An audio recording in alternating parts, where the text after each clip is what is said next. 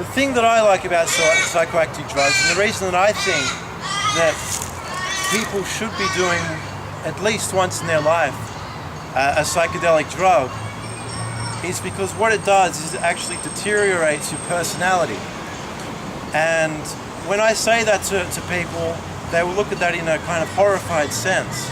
Say a personality is something that I've worked up my entire life, it's something that I cherish, and it's something that's quite valuable to me. But the problem with a personality is that it's in fact a charade in which you can choose to impress the person that's in front of you. It's like a dance. You're putting on a mask so that you can connect with people. But it's a synthetic way of connecting with people. It's not real. It's nothing more than an ego. And when you take a psychedelic drug, it deteriorates the personality, and it in fact creates a person. And instead of going inwards and looking at yourself and reflecting on your personality on a constant basis, what you're doing is you're looking outwards and you're seeing the person in front of you for who they are, because that wall is now deteriorated. That wall in which you were previously holding yourself on top of has now been shattered, and you can connect with the person in front of you. Psychedelic drugs are a problem in our society now is because we don't really have any way to do it. There's no real guidelines. You can take a drug and you can be completely lost. And that's because we have a government that is saying that this is a bad thing to do. It's a horrible thing to do, and you can perhaps die from it. But the thing is, you can't die from it. No one's ever overdosed from marijuana, from LSD, or psilocybin mushrooms. So there's actually really, the idea of bad is a subjective term. So instead of saying this is a bad drug to do, they should explain, if you are going to do this drug, this is how you should do the drug. There are societies that have developed ways to take the drugs for thousands of years. And the good thing about these societies, they're like the hippies, or you have the shamans over in South America, and they're closer to nature. The hippies were going away from the capitalist society, but they didn't know where to go to. In the South America shaman societies, they're actually living in nature in the way that humans are supposed to be living.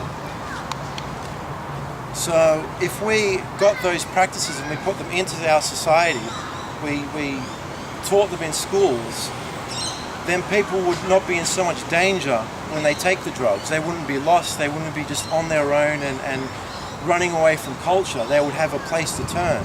They would have a society to turn to instead of being on their own.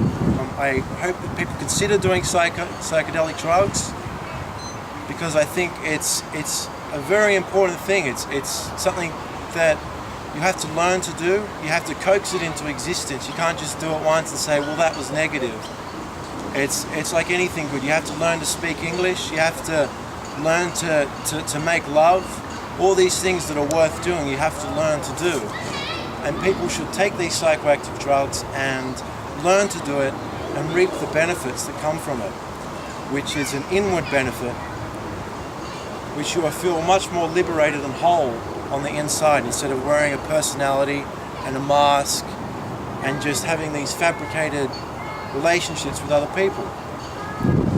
You're closer to yourself and everyone else around you. You talk about these active drugs. Most of these drugs that are sold on the street have all been adulterated with other substances. So you don't know for sure exactly what you're taking. You could drop dead 5 minutes later. So you're saying that the person who's buying it on the street doesn't know what they're in fact buying.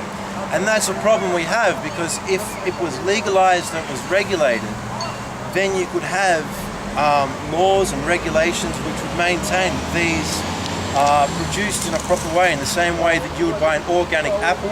So yeah, I agree with you. I think back in the 50s and 60s, when they discovered ecstasy, they were first using it with psych patients to try and create empathy between the group, so they could all connect together. So I think in some cases they've actually been used clinically in that sense. But I was wondering, which psychoactive drugs would you recommend? Cannabis as a starter's drug. and then you should move on to psilocybin mushrooms. LSD is nice, but it's not totally natural. So I would recommend the natural drugs like cannabis and magic mushrooms and all these other synthesized drugs. Well, they make a synthetic person, so I wouldn't recommend it. Sydney Uni in the early 60s, making our own LSD there. I didn't use it, but there were people who ended up dying because of it. Marijuana at Ballarat Uni in the 70s, self-grown by people there, and there were some terrible disasters. And as for South America, I was there in the 80s, and I chewed coca leaves when I was going up through the Andes, but coca leaves were not a problem. It's when you start getting stronger versions, and the way it is now, people are just making more and more dangerous concoctions, and to dismiss it as being able to be controlled by governments and the problem goes away is wishful thinking. Driving a car is dangerous, so you could say that eating an apple pie will increase your rate of death because it has high cholesterol. Even if there is a danger, what I'm saying is you have to learn how to do it. You have to coax it into existence. You can't just do it and say, well, this is a bad experience, or not do it because someone had a bad experience. You have to do it, and you have to learn how to do it. You don't just jump into it. You've got to read on it. You've got to learn what it's made of, what you're going to expect. But if you just take it, you don't know what you're taking, then you're going to go on a journey that's going to ruin you.